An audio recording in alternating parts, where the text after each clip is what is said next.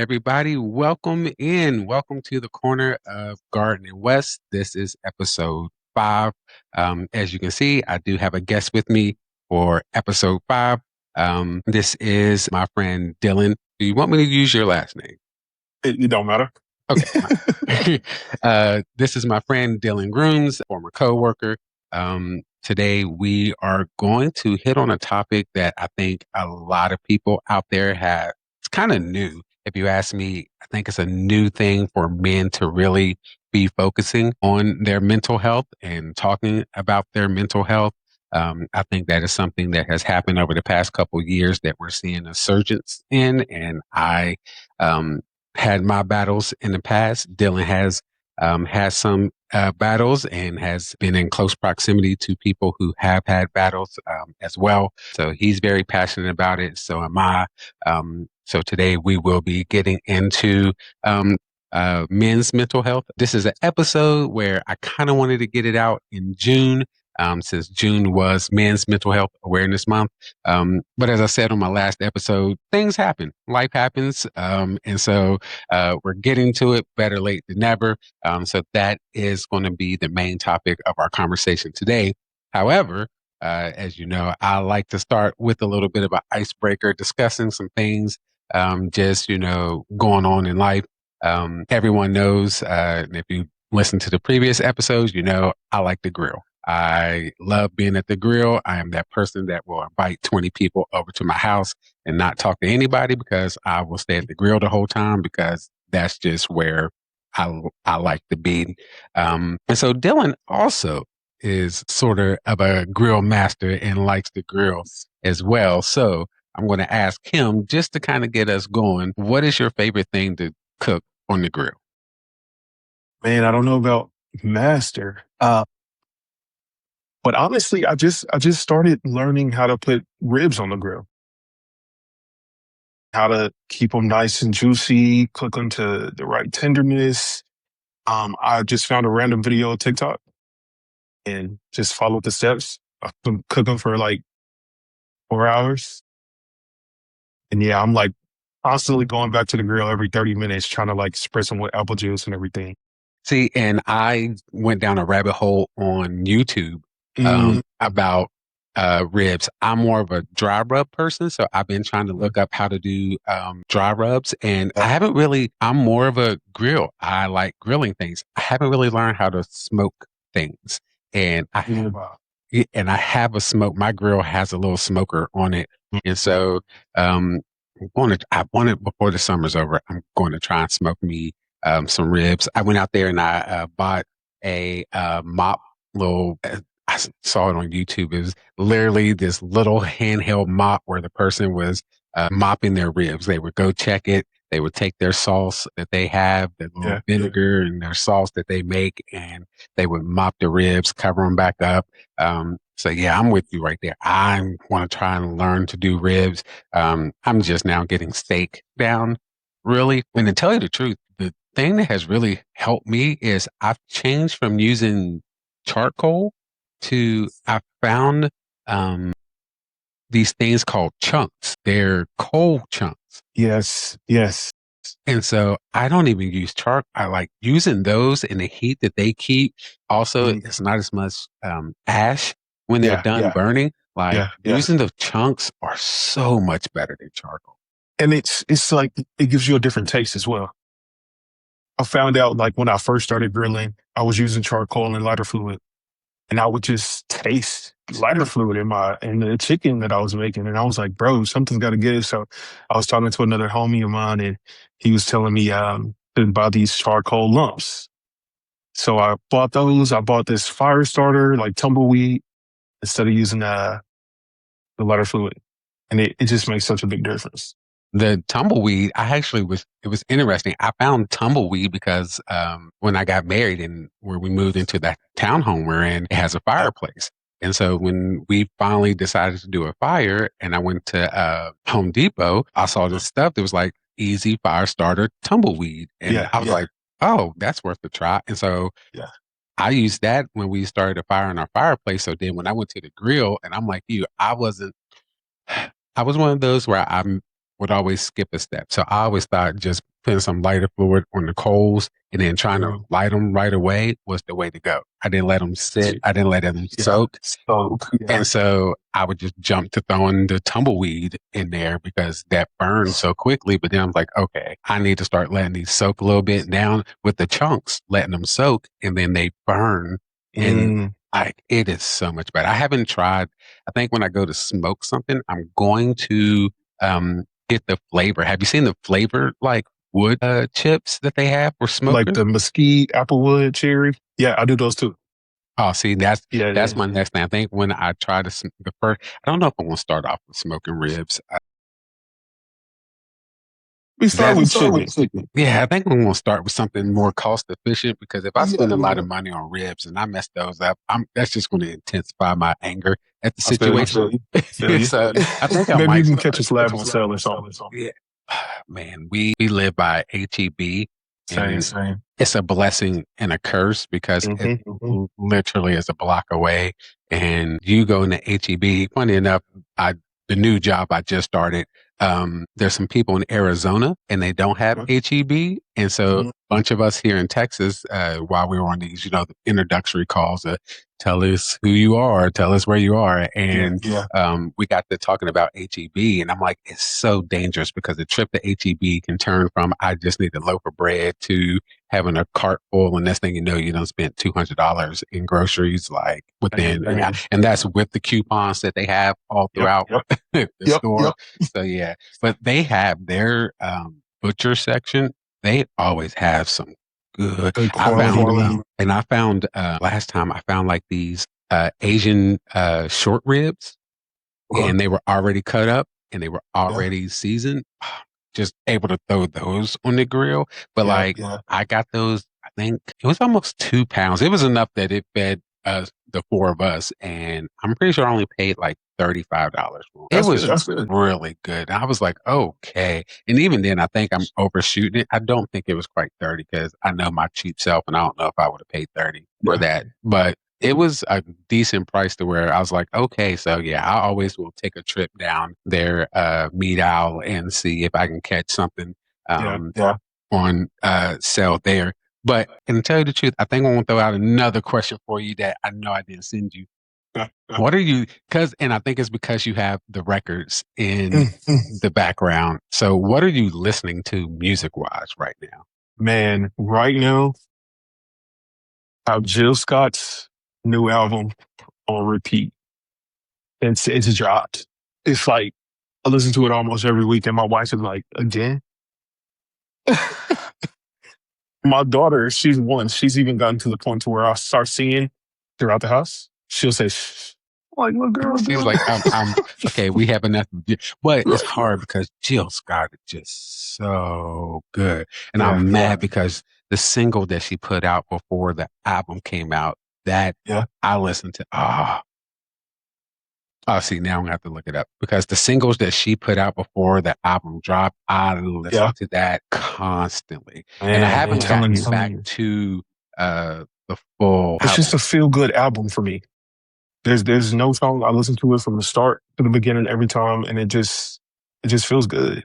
There's something about listening to an album, and I'm old, I'm 40 plus. So it's something about listening to an album where I don't have to guess what the person is saying. So much of music today and so much of rap today, I can't understand it. And it's not because I'm hard of hearing, it's because it's the mumble rap mixed with the beat Jargon and jargon. I'm like, what are you talking about? So it's something about listening to some music, which is why I like um, the T.I. album. T.I. has the southern twang to it, but I can understand everything that T.I. is saying. And I absolutely love that. And now where Don't is it Play? Don't Play? Wasn't to be honest. Let's see, one of them was Don't Play, and Pressure. There it is. Precious. Yeah. That one, Yeah. I'm like, all right, Jill. All right. Yeah. I mean, I listen to that. Matter of fact, I'm pretty sure that was on it's on my constant rotation playlist because I mean, it's just, but I haven't gotten back to that album. So, Jill Scott, anything else? On rotation, honestly, for me, it's just a neo soul genre. anything neo soul, Badu, heavy, Maxwell here and there, D'Angelo here and there, Angie Stone. Just I'm an older soul when it comes to music. So Luther Vandross, Aretha Franklin, Dionne Warwick, that's my type of music. Music. Where do you think that came from? My mom. Yeah. My mom, I would say a little bit of my dad, and then I grew up around my grandparents too. So we got in the car listening to Al Green. And that's what I was about. And it's one of those I asked that question, kind of knowing what the answer would be because I'm Yeah, the same yeah, way. yeah, Because yeah. getting into the car with my parents, my dad always had Temptations going. Anything Mm, Motown, yeah, yeah. my mom and dad had, and it was kind of old school. I feel so bad because now that I'm older, I understand why they were so upset. But I remember when the house we grew up in, the Mm, basement mm, flooded. mm, And I mm. remember my dad going downstairs, my mom, like him calling for my mom and her rushing downstairs. And they were so upset because they had all their vinyl records in the basement Be and sick. all their vinyl records got destroyed with Oh the man. basement flooding. And I was just like, well, they're just, I mean, no one listened because then CDs were coming out and Mm, CDs mm, started in mm. the thing. And I'm like, well, we have CDs, like we have Yeah, Temptations on the CD. Why does it matter that? And my dad just kind of looked at me and I couldn't figure. But now I'm like, I see get why it, get because it. they had original vinyl Motown records that Man, just man. got destroyed. And I'm like, oh, I feel their pain now because man, because now Yeah. I go to record stores. And I'm like, eventually, once I get my man cave, I'm going to expand and I'm going to start collecting Hmm, some hmm. vinyl records Hmm. and doing vinyls. So yeah, I'm the same way. My love for my aunt loved Smokey Robinson. So everything. I was probably 5 years old singing Tears of a Clown because I mean, she kept that on repeat. She Yeah. loved to this day when, because she lives in Columbus, and to this day when Smokey like has a concert or doesn't, like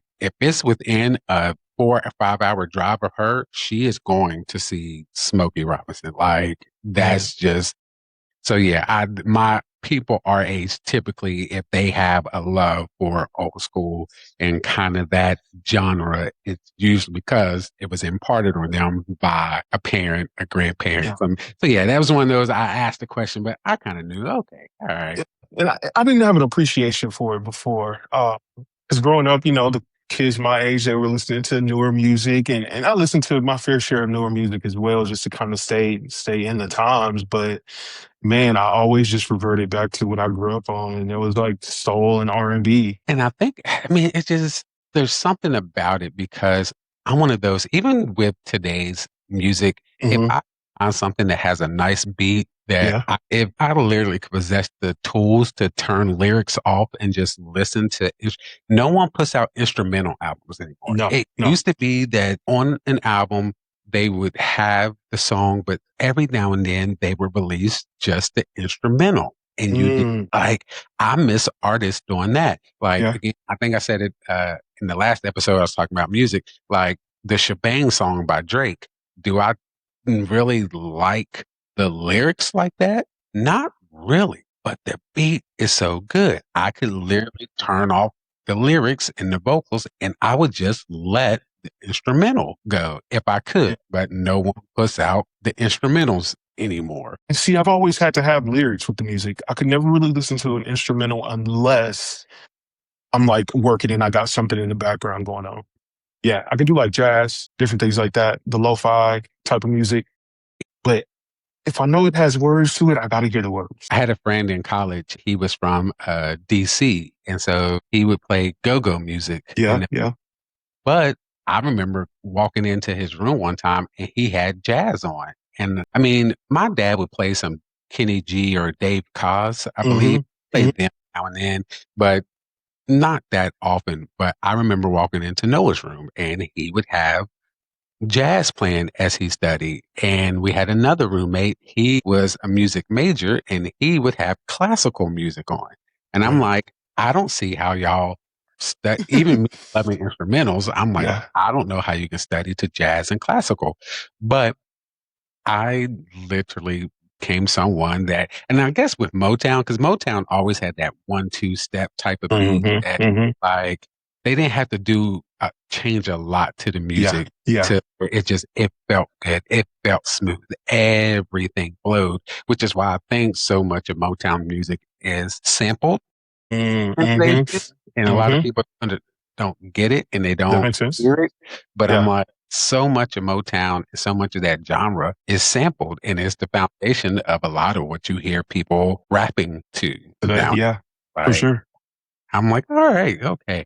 Yeah. Yeah, there's a lot, and I'm one of those, I will stay up until 11:05 every Thursday just because I want to see what new music drops and see Mm, what I want to listen to. But yeah, I'm like, I haven't been too many this year that I'm absolutely sticking to the full album yeah. itself. Yeah.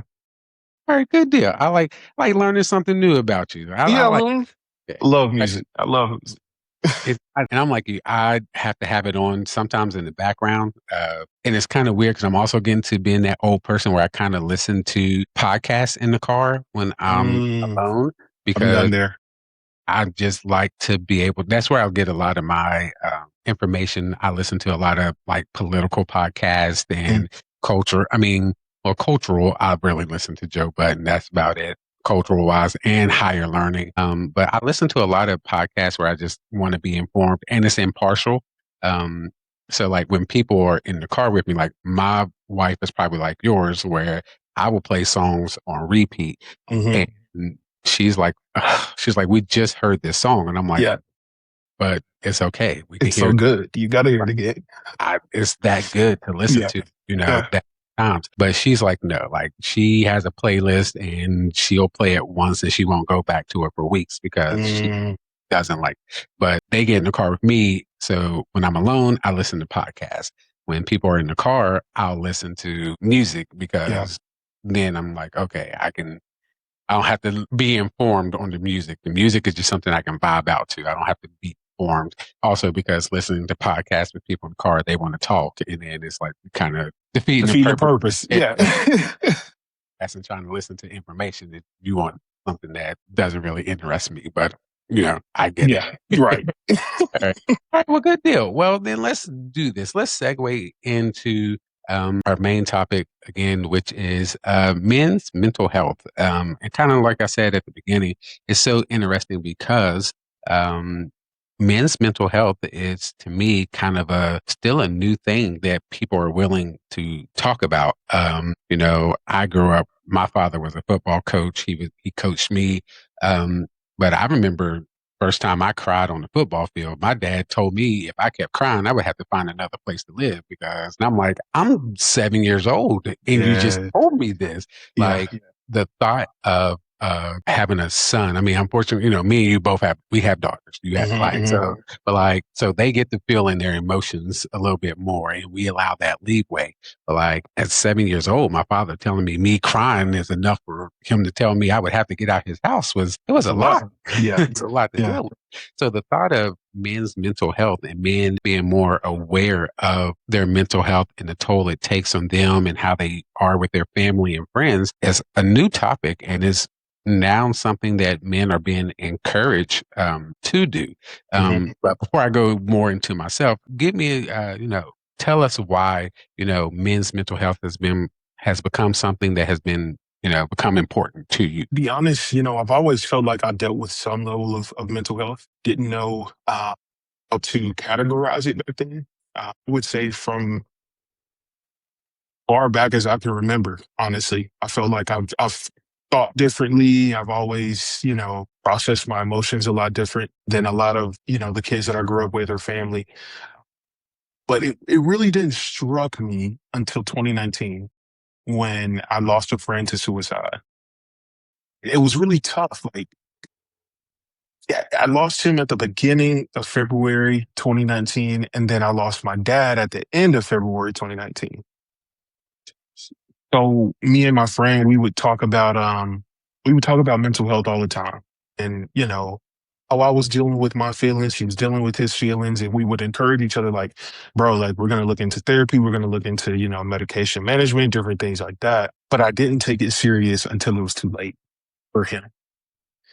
So 2019 is when I really honed in, and I was like, I got to do it. Like, we talked about this. He's gone now. I don't want to be the next one. So I have to, in essence, keep this promise that I made, and then just tell other men too about the signs and how to process different things like that. Just get that message out there, because, like you said, it's not talked about. It wasn't talked about then, but it's getting better now. People are more accepting of it, but it's still a topic of conversation that makes people comfortable. Yeah, Yeah, and sort of like me, and I'm like you. You felt like you were processing things differently as a young age. I hmm remember, in high school, I started getting these sharp pains in my chest, and I couldn't breathe, and I was hyperventilating, and it just felt like something was coming over me, and it would be real sporadic. To yeah, me, it was sporadic. I yeah, didn't notice the situations in which the symptoms started happening. yeah, And because I was overweight, they just automatically started giving me stress tests because they just Mhm. assumed that this 17-year-old boy that was having tightness in his chest, that couldn't breathe, that felt like he was being smothered, it had to be due to his physical health. Mm, No one was just like, maybe we should check him for depression. yeah, Maybe, we should check him for having anxiety. Maybe he has high anxiety. Like they didn't think about checking even younger kids at that age, let alone a boy, who's going through puberty, who's getting ready to go to college. It was just a whole bunch of let's check his physical health and don't worry about his mental health. And it wasn't until I remember my freshman year of college, I was stressed out and I remember having a panic attack on the library bridge. And next thing I know, I was in fetal position, like in the middle of the library bridge. And my friend didn't know how to help me. He was like, what is going on? And yeah, like we rushed me, like we got to an emergency room. And it wasn't until that doctor was like, are you stressed? How are you feeling? I'm like, yeah, I have this going on. I have that going on. And they were like, okay. And then he was like, okay, yeah. He's like, you have anxiety. He's like, you just had a really bad anxiety panic attack. He was just like, these are symptoms. And I'm like, yeah, I felt all of that. I was like, I've been feeling all of this for a year. I was like, but they just kept giving me stress tests. And then that's when that doctor opened my eyes to no, we need to start thinking about what's going on with you mentally. yeah, yeah, And I was like, okay. So all these times that I thought I was just kind of being sensitive to the things that were going on around me, really, it was like, no, like your mental health is, and then it's a chemical imbalance. Like people don't get that when it comes to mental health. A lot of that can create a chemical imbalance in your brain. And yeah. that's where medication comes in too. And you don't have to answer this question if not, but I know your friend lost his life due to suicide. Did you Yeah. ever have an attempt or anything like that? I was working this really depressing job in 2021. My wife and I had just got married. Uh, I fired from a job that I had before this, and it was a lot of pressure. Um, on top of dealing with the mental health issues that I already had. Um, but yeah, man, in 2021, I just remember this one day, everything just got really heavy. And the job that I was working in life insurance. So people would call in and they would report when their loved one died. And so I was taking like 200 to 500 calls a day, just people calling in crying, just depressed or mad and that their loved one died. And first I looked at it as a way to provide some type of comfort, but I didn't realize the impact that it was having on me. And so one day it just got super heavy for me. And I've never honestly talked about this publicly, but in any way that I could help someone else want to do that, just got heavy. And I got super high anxiety that day, feel my heart just, and the thoughts were racing. And the only thing that I can think clearly was I just wanted to stop. And yeah, man, I just took a handful of pain pills. I didn't count them. I just took them. And my wife was at work and texted her. And I told her because in that moment, I didn't want to die. I just wanted peace. Yeah, yeah. So I told her what I did. She rushed home, rushed me to the hospital, and yeah, I had to go through outpatient mental health therapy. I was going to the it was essentially a psych ward. And I would have like group therapy with all of these people who looked normal, like you and I, but who were dealing with the most severe mental health that I've ever witnessed before. And that was for me because it's weird that, and I think me and you have this in common in the sense that it was the death of someone we really cared about Hmm. that kind of led us not only to because I also had an attempt as well after my mom passed away. I didn't handle it well. I thought I handled it well. I thought I was doing okay, but I wasn't. And it's like right after my mom passed, I moved to Texas. I had my first daughter. And then as soon as, 14 months later, I had my second daughter. And I'm thinking, okay, I'm 2 years past this. I should be okay. But I wasn't. And then the more things got stressful for me, I just decided part of my grief that I didn't handle well is I used to wake up in the middle of the night crying about mom, and I would find a corner in the closet and I would curl up. And I knew something wasn't right, but Yeah, I didn't know what it was happening to me. And then one day I found myself home alone and I went in that closet and I had a couple of weights in the closet and I already had issues breathing because back then I was like 328. So I was already a big guy. I had issues breathing as it was. And I remember, covering my face up, tying things over my face. And then I set the weights on my chest to restrict my breathing.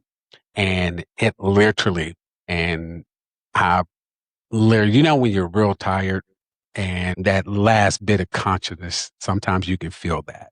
hmm And I was right in that zone where I about to lose conscience. And then I heard the door open and I used to play a game with my daughters where I would hide. If saw them coming up the driveway, I would hide and they yeah, would come in the house and if they didn't see me on the couch, they would instantly go, Daddy's hiding. And they would yell, Daddy, where are you? Let's find Daddy. yeah, And so I was right in that last minute of consciousness. And I heard, Daddy, where are you? And it brought me back. And then it was, you can't let them find you like this. And then it was, you got to get all this stuff off of you because they're going to check this closet because they know that's where you're at sometimes. yeah, And I promise you, I had just barely got to one knee because I'm gasping for air and they walk into the closet. And I'm like, wow. And then I text my best friend and I'm like, hey, I don't want to be here. yeah. And she was like, okay. She's like, you have depression. You have all this. She's like, you need to get in counseling. Mhm. And sort of like you said, you never really talked about it publicly, but I remember before doing it, I changed my profile picture on Facebook. Mhm, I mhm. changed it to a dark, it was like a picture of a guy in a hoodie and it was black and white. So you couldn't see his face because in my head, I was like, when I do this, I don't want people to be able to come and get a picture of me to share on a post. So I changed the picture on Facebook to that.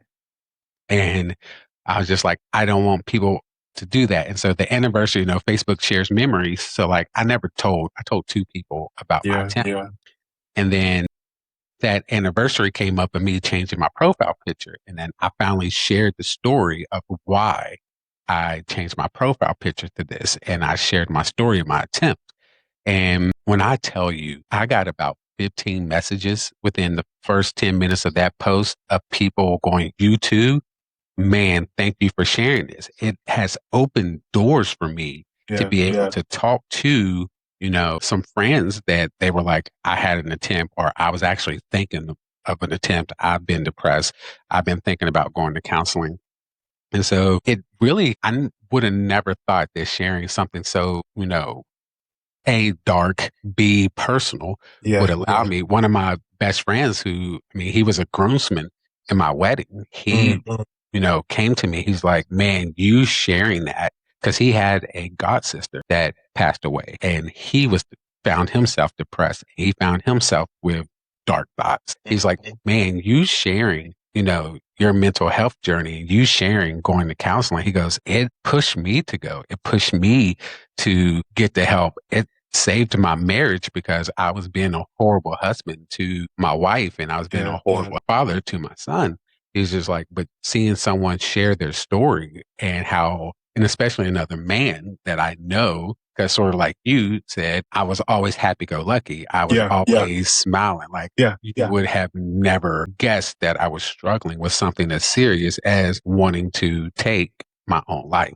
Like you just would have never thought that. So I also say that to say I appreciate you sharing that because that when you share those stories, there's always that thought of a repressed feeling coming back or a trigger coming back. You always want to be self-aware of those things because you don't ever want to remember that space that you were in when you got to that point. So yeah, I appreciate you sharing that because it takes a lot. Even if you shared it before, it takes a lot to want to go to that place to remember those feelings because it's not easy. No, not at all. Appreciate that. Just you opening up your platform for this type of conversation. When you reached out, I was like, oh, no questions. I have to do this. I tend to hold back sometimes from mental health conversations only because I never want to come across as a victim of mental health and mental illness. It's a negative stigma around it.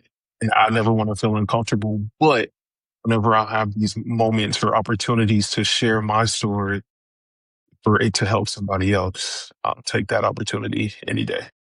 Well, and that's what when I sat down and I was mapping out what type of episodes I wanted to do and my wife really encouraged me to start a podcast and I got to sitting down, in my time, which is interesting enough. I'm avoiding how I arrived at the time to be able to sit down and do this stuff. That'll be another episode. I mean, how I arrived to have that free time.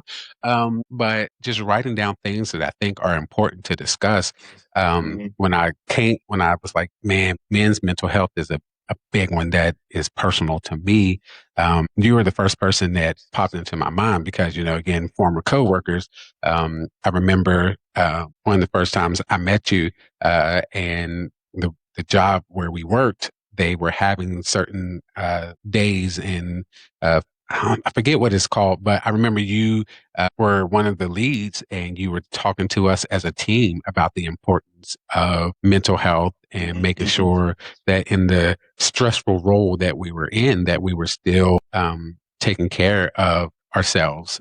So yeah, when I thought about this episode, I was like, man, I have to ask Dylan if he would, because, being passionate about that and even as you said, the stigma around it. I know I got the name wrong in the last episode, but I kind of mentioned how when I was previewing this episode, you have someone, I think I said it was Joe Rogan, but it was really Dana White who talked about they're over this whole men's mental health and men, people emphasizing the importance for men to be strong.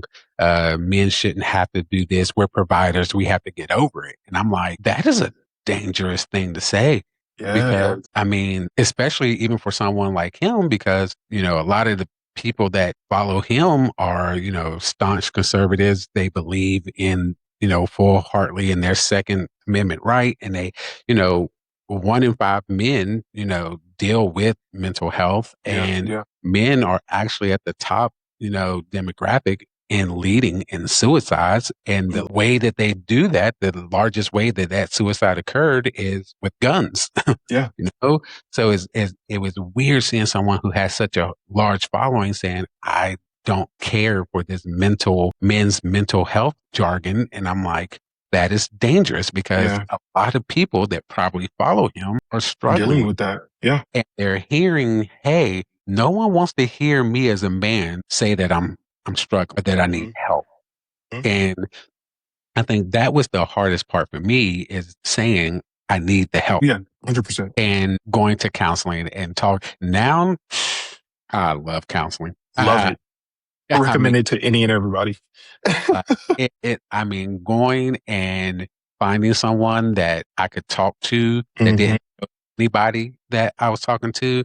I know me and you were both church boys, but it was even important for me to find a counselor who wasn't associated with a church. Like Yeah, all the Bible verses that you were going to throw at me, I already know. I And know. when I went public with my attempt, one of my best friends in the whole world is a pastor, and he came to me and he was just like, "You're my brother. Why wouldn't you come to me? You know you can talk to me." And I was just like, "Because I know all the Bible verses you're going to tell me. I know the stories and the parables in the Bible that you would refer to." Yeah, I needed to go where someone could be like, "Hey, you need to talk about this. We need to address this. This is the chemical imbalance in your brain that's causing you to feel this way." Like it was important for me to find not only help, but the right kind exactly. of help. Yeah, yeah. That's So big. what to you, I think, or what helped you find the right kind of I mentioned just having that conversation with my friend before he passed. It didn't become real to me until then. So once it got to that point, I was like, this is serious. So I looked into different things. I would journal, would listen to music, I would go to the lake, I would do all of these different things. But I realized that I was still internalizing a lot of the trauma that I had within myself, and that the only way that I would be able to get through that. It's funny because I often think about the movie Finding Nemo, and I don't really know if you remember the part where they had to go to the trench yes. and the fish told them to swim through it, not over it, right? Hmm. When they swam over it, that's when they had all of these problems. But if they would have swam through it, they would have made it through safely. Now, it was scary for them to go through this dark trench, and it's scary going to therapy. It was scary facing the reality that I might need to take that avenue to make myself feel better. But I'm so grateful for it. I'm so Hmm. grateful for it, and I would do it 1,000 times again. I recommend it. I got my wife into it, my mom. Like, Hmm. I just tell people, you need therapy. You should try it. And I think so many people get scared of the thought of having to, because it brings up like some things that Oh you yeah. don't really realize. I mean, some of us, in the therapy becoming such a, more talked about thing in today's society, Mhm. realize that a lot of things you went through as a kid, like that's just, I always joke, like, there was never a moment in which I felt like God came to me and was just like, this is your wife. Angel is Mhm. your wife. But Mhm. people ask me, like, when did you know? And I'm like, one of the ways that I knew that this woman was meant for me was because the first argument we got into, I'm a runner. Like, I'm an Same. avoider. Yeah. If I was just like, okay, I'm just not going to talk to her for a day or so. And I went one day without talking to her. But then by that second day, there was a knock on my door. And I'm like, people just don't show up at my place like this. And so when I Mhm. opened the door, it was her. And she's like, hey, I don't know how you're used to handling things and handling your emotions with someone that you're with. She's like, but what we're not going to do is not talk about it. Yeah. She's like, Yeah. we're going to talk about this. We're going to get our emotions out. We're going to process it together. She's like, because what you're not going to do is avoid me. And I was like, I've never had someone, even at this point in time, I've been in counseling before, Mhm. but I've never had someone be like, hey, we're not doing this. Yeah. Even with the tools that I learned in counseling, a conflict came up and it was easier for me to run from it than face it and to have this person be like, hey, that's not what we're doing. Mhm. We're going to talk about this. We're going to discuss this and we're going to process it together. I was like, oh, wow. I was just like, Yeah. all right. Yeah. Same here. And when we got married, I wasn't in therapy. I had never gone to therapy before. I honestly thought I was totally fine. And when we got married and we would have these conflicts, I would run too. I would shut down completely. Always thought that that was the best way to respond to certain situations without escalating them further. I was never taught the healthy way of having a conversation. And so when she would be like, no, we're going to talk about it, or let's talk. Well, I'll give you a minute, but let's talk. I'm like, what is there to talk about? Like, just let it go. But then when you start talking, it's like, oh man, like I feel much better. And especially as a man, because again, even have gone like like I said, I'd been through counseling before I met my wife, but sometimes I had learning those tools. It's one thing to learn the tools, it's another thing to put them in practice. Yeah. And, with men are so far less likely to go to to therapy Mhm. to talk about what they're feeling or even recognize when something is off.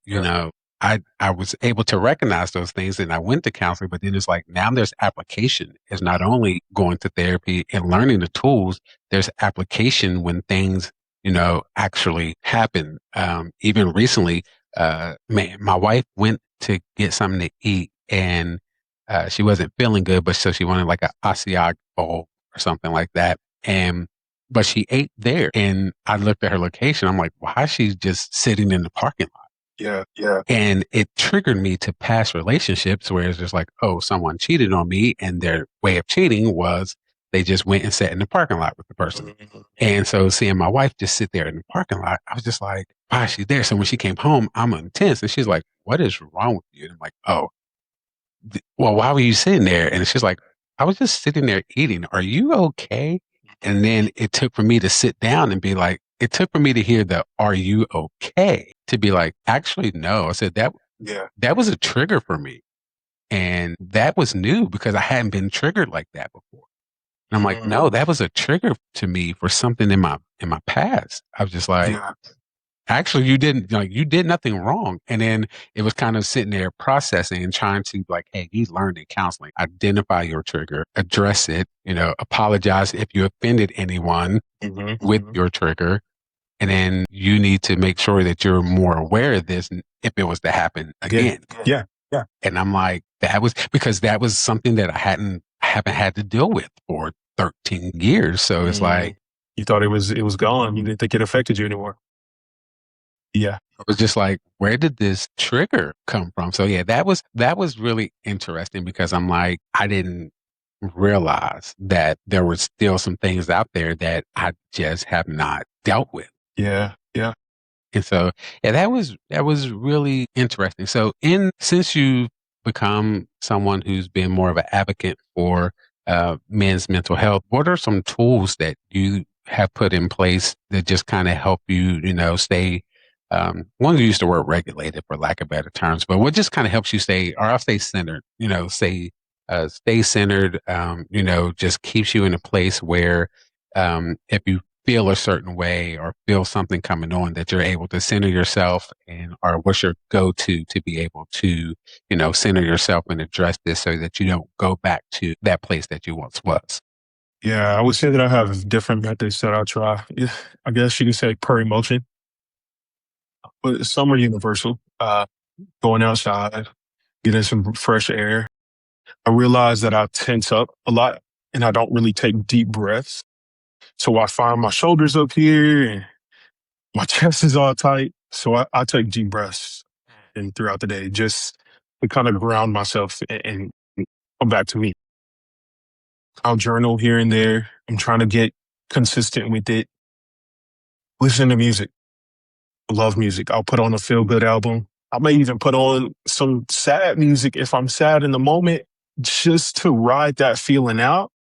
And then after a while, once I process that emotion, I'm like, all right, I'm pumped. Let's switch it. Let's switch the vibe.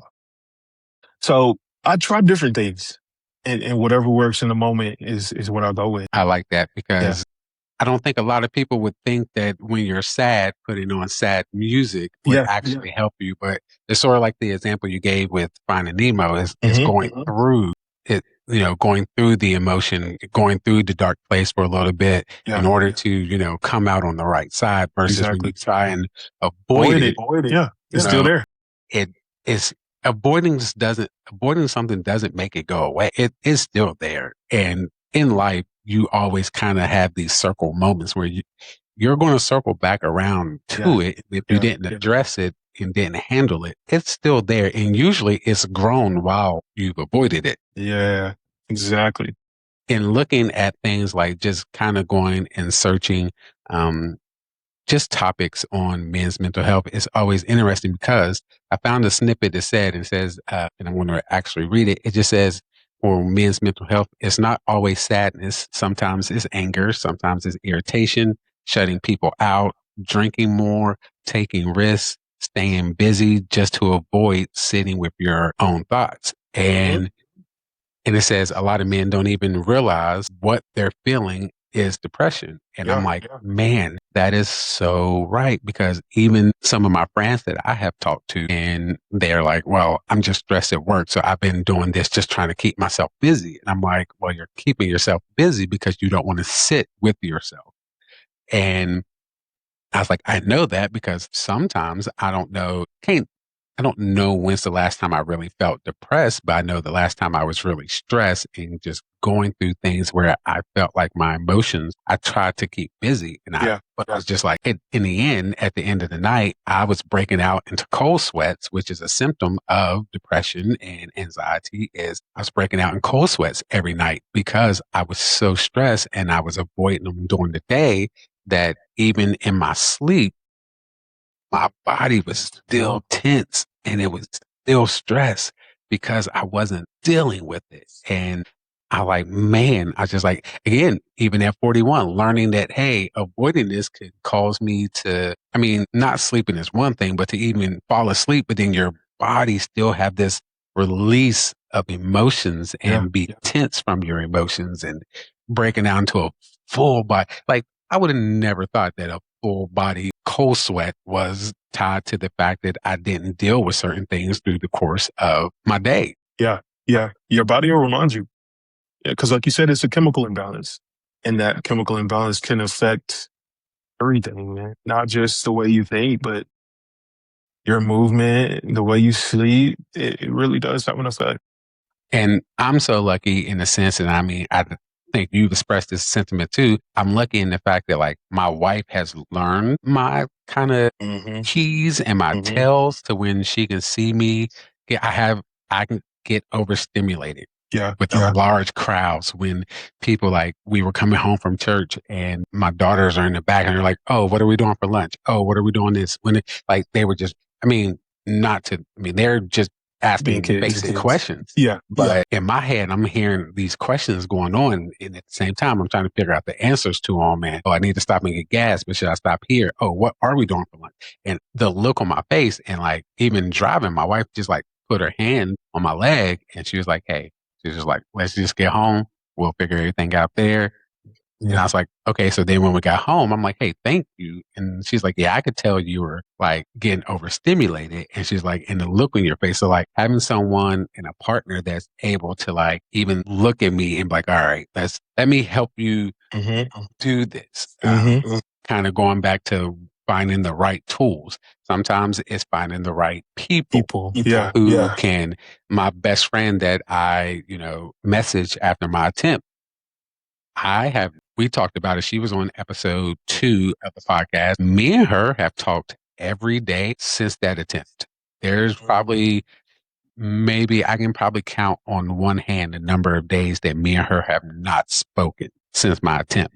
Yeah. Because it's like I found this tool, not to call her a tool, she'll probably jump Honestly, on yeah, me for yeah, yeah, saying that. But yeah. I found this person who, has known me for 20 years, knows my tales as well, and is able to be like, hey, because sometimes when I'm stressed or feeling a lot of anxiety, Mm-hmm. it's hard for me to see where I'm wrong in the situation. Mm-hmm. So having someone that can be like, yeah, okay, I know you feel this way, but you're the one in the wrong. Mm-hmm. It's really been something that I'm like, okay, that has helped me Yeah. as well. Yeah. So part of that is finding the right tools. Is there anything you've read or is there any person that you go to for those? Be honest, I'll address the reading first.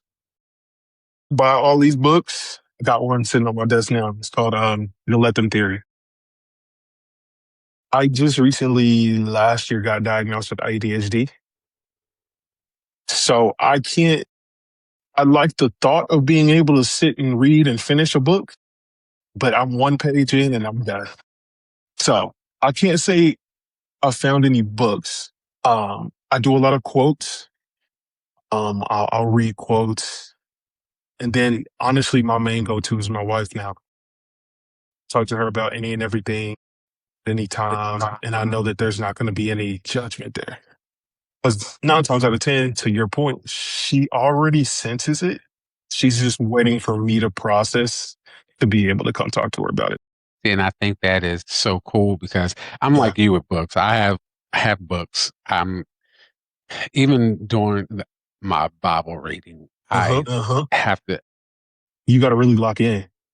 and even down to the point, I've tried to avoid it this year around, but I've already gone back to like just letting the Bible app read it to me, and I have it, Mm. and I'll have it in front of me. But a lot of times, I'll also pull up like a game on my phone Yeah. because I'm one of those because of the I have ADHD. I'm one of those where I have to distract my eyes to allow my ears to hear. True.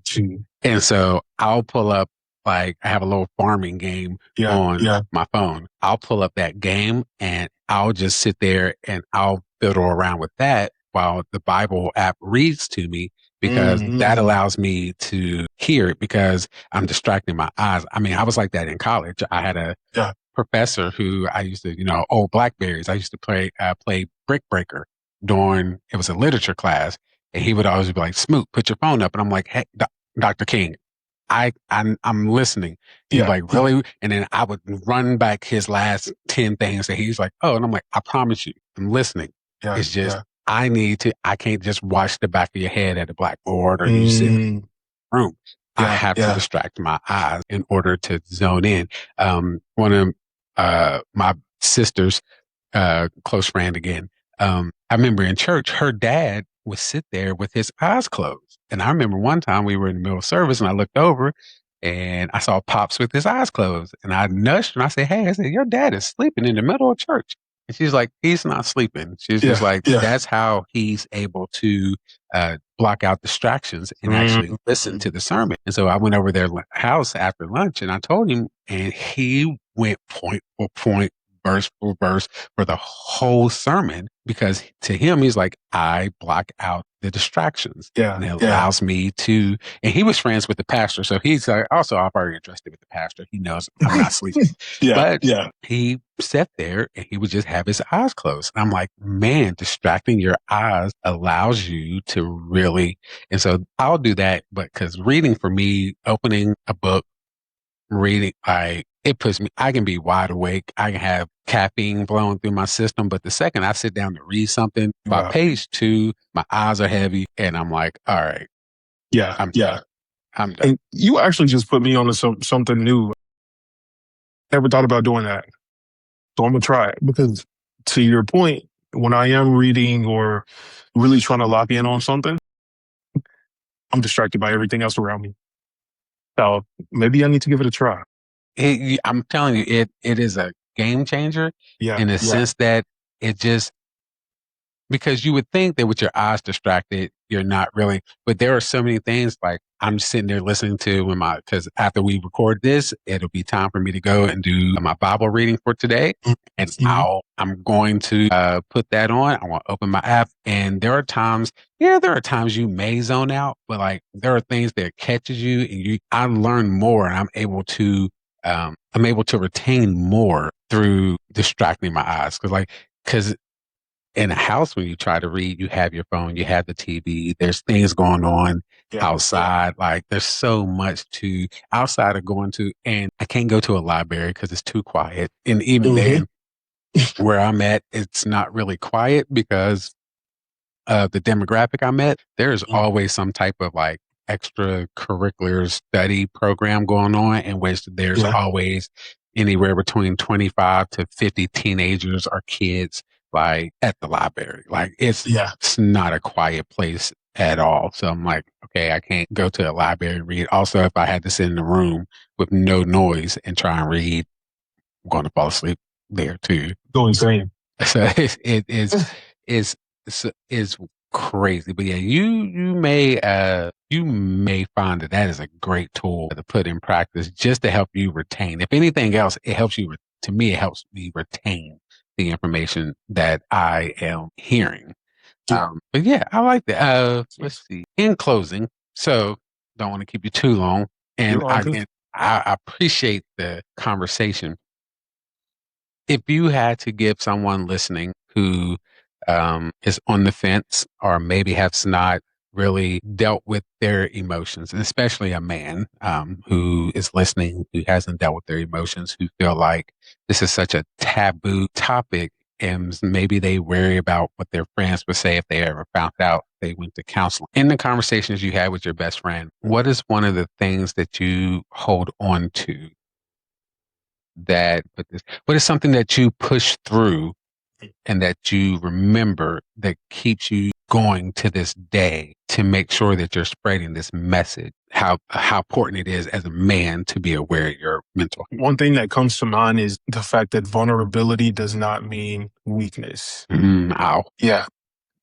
We're men, Mhm. and we are wired differently. We have a different what's the word I'm looking for? There's estrogen and testosterone. Mhm. Yes. So, yes, we're different in that way, but we still have feelings as human beings. Right.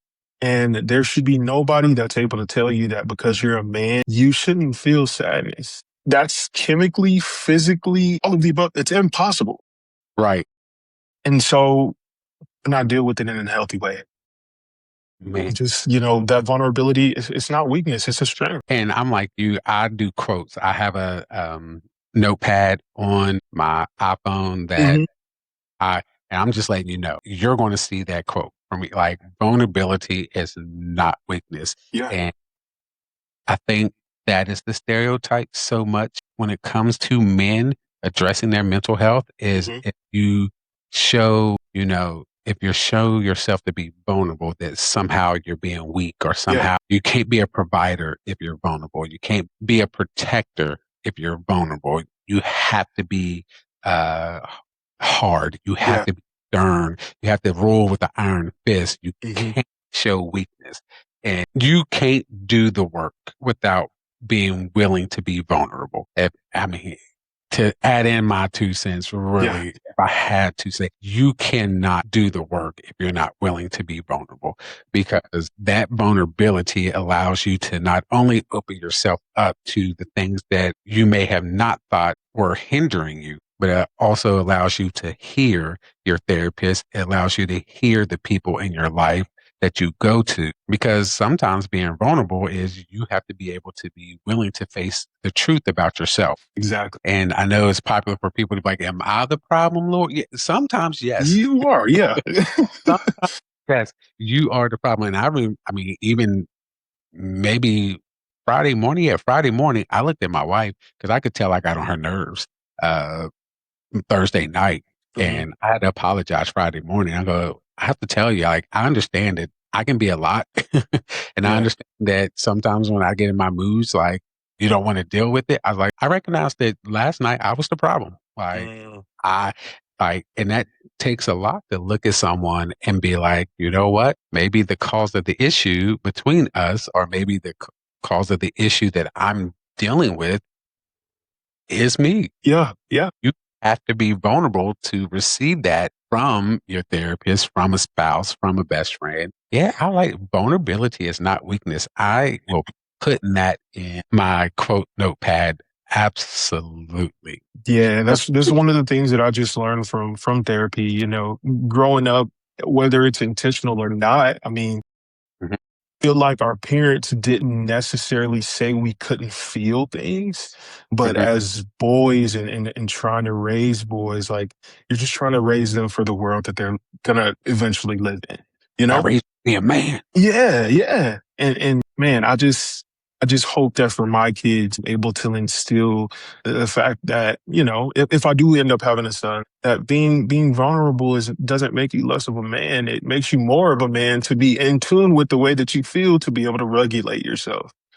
So Yeah, man, being able to regulate yourself, yeah, I think, man, I could go on and on because still, again, I just coming up, my father, didn't want me to be, as they say back in the day, oh, well, you can't be soft. yeah, Like, sometimes I need to be. Like, I know it's a joke with social media and stuff like that, but like sometimes the man likes to be the little spoon. Sometimes I want to be held. right.